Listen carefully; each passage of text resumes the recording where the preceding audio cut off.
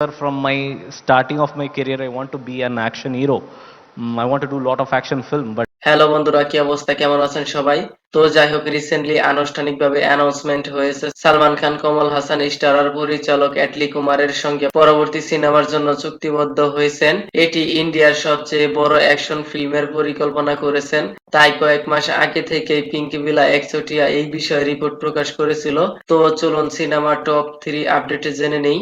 জওয়ান সিনেমার সাফল্যের পরে অ্যাটলি কুমার ইন্ডিয়ান সিনেমার অন্যতম বৃহত্তম অ্যাকশন ফিল্ম ডিরেক্টর হিসেবে নিজেকে প্রেজেন্টেশন করেছে।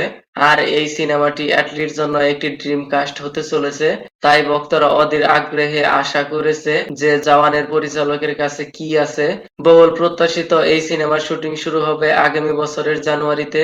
আর এই সিনেমার বাজেট অনেক হাই, 700 কারোর। হ্যাঁ, আপনি ঠিকই শুনছেন। অ্যাটলি একটি হাই অকটেন অ্যাকশন ফিল্মের জন্য সালমান খান, কমল হাসানকে একত্রিত করতে চলেছেন। 2025 সালের জানুয়ারিতে সিনেমার শুটিং শুরু হওয়ার কথা থাকলেও এই বছরের অক্টোবরে প্রি প্রোডাকশন শুরু করা হবে। ডিরেক্টর অ্যাটলি বেশ কয়েক মাস ধরে এই দুই মেগা স্টারের সাথে আলোচনা করেছেন এবং ফাইনালি সালমান খান এবং কমল হাসান উভয়ে এই প্রজেক্টের ব্যাপারে উৎসাহী প্রকাশ করেছে, যেটি সত্যিকারের সুপারস্টারের প্রয়োজনে ডুয়েল লিড ফিল্ম হিসেবে ডিজাইন করা হবে। সিনেমার স্টোরিতে সালমান খান এবং কমল হাসানের সাথে তার প্রথম সহযোগিতা হিসেবে দর্শকদের মাঝে তুলে ধরবেন। সিনেমাটির টিজার ট্রেলার আসলে অনেক বিষয় ক্লিয়ার হয়ে যাবে। সালমান খান বর্তমানে আর পরিচালিত সিকান্দার ছবির শুটিং এ ব্যস্ত।